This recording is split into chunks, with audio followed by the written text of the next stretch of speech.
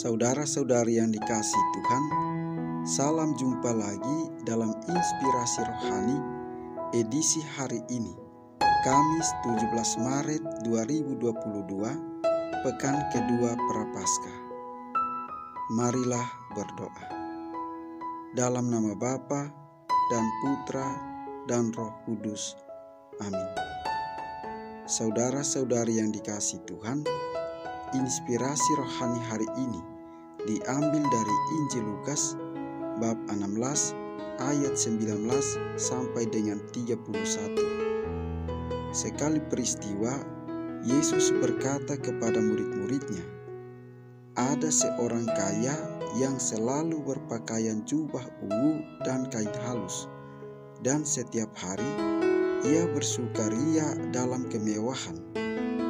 Dan ada seorang pengemis bernama Lazarus, badannya penuh dengan borok. Ia berbaring dekat pintu rumah orang kaya itu dan ingin menghilangkan laparnya dengan apa yang jatuh dari meja orang kaya itu. Malahan anjing-anjing datang dan menjilati boroknya. Kemudian matilah orang miskin itu, lalu dibawa oleh malaikat-malaikat ke pangkuan Abraham. Orang kaya itu juga mati, lalu dikubur.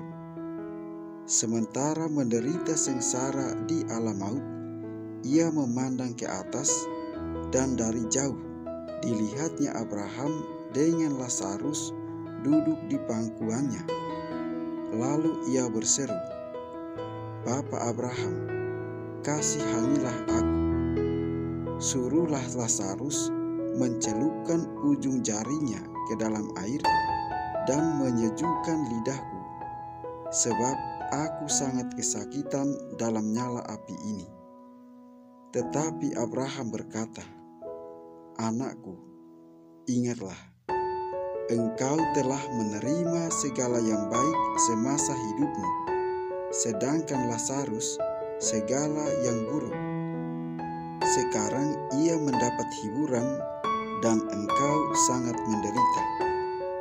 Selain daripada itu, di antara kami dan engkau terbentang jurang yang tak terseberangi, sehingga mereka yang mau pergi dari sini kepadamu ataupun mereka yang mau datang dari situ kepada kami tidak dapat menyeberangi.' Kata orang itu, 'Kalau demikian, aku minta kepadamu Bapa, supaya engkau menyuruh dia ke rumah ayahku, sebab masih ada 5 orang saudaraku, supaya ia memperingatkan mereka dengan sungguh-sungguh, agar mereka kelak jangan masuk ke dalam tempat penderitaan itu.' Tetapi kata Abraham, 'Ada pada mereka kesaksian Musa dan para nabi. Baiklah mereka mendengarkan kesaksian itu.' Jawab orang itu, 'Tidak, Bapa Abraham. Tetapi jika ada seorang yang datang dari antara orang mati kepada mereka, mereka akan bertobat.' Kata Abraham kepadanya, 'Jika mereka tidak mendengarkan kesaksian Musa dan para nabi, mereka tidak juga akan mau diyakinkan, sekalipun oleh orang yang bangkit dari antara orang mati.' Demikianlah sabda Tuhan. Saudara-saudari yang dikasihi Tuhan, diberkatilah orang yang mengandalkan Tuhan, yang menaruh harapannya pada Tuhan. Lazarus berada di surga, bukan karena dia miskin, tetapi karena dia selalu mengandalkan Allah dalam hidupnya. Sedangkan orang kaya, ia sengsara di neraka, bukan karena ia kaya, tetapi karena dia mengandalkan diri dan kekayaan semasa hidupnya. Dia merasa dapat hidup tanpa Allah, sehingga tidak ada lagi kepekaan dalam dirinya untuk berbagi dengan orang lain. tanpa sadar kita pun mungkin berlaku seperti orang kaya itu. Kekayaan dan kemapanan kita membuat kita tidak peka terhadap orang lain dan tidak lagi mengandalkan Allah. Kecanggihan zaman ini makin mengikis ketergantungan manusia pada Allah. Banyak orang terseret dan melupakan penciptanya. Saudara-saudari yang dikasihi Tuhan, di zaman kita ini ada banyak Lazarus. Ada banyak orang miskin yang selalu menunggu di depan pintu gerbang kita. Ada jutaan Lazarus yang ditolak, dipinggirkan, dan mati kelaparan. Injil mengajak kita untuk belajar dari pengalaman orang kaya yang tidak peduli semasa hidupnya. Kita diajak untuk berbagi, untuk memberikan hati dan sebagian harta kita kepada sesama.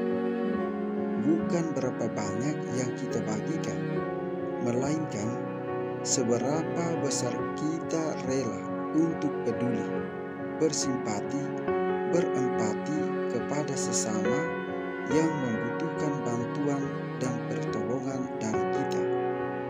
Kita dipanggil untuk mengulurkan tangan bagi sesama, bagi Lazarus-Lazarus di sekitar kita.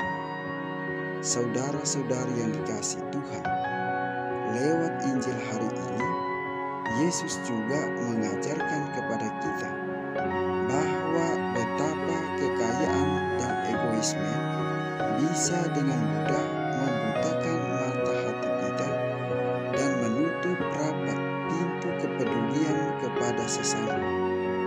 Kekayaan bisa menuntun kita untuk peduli kepada diri sendiri, untuk memiliki dan menikmati hal-hal terbaik tanpa peduli dengan orang lain. Saudara-saudari yang dikasihi Tuhan, marilah pada masa Prapaskah ini kita peduli dan tetap peduli kepada sesama. Kepedulian itu biasanya dibina secara perlahan dan meresapi kehidupan.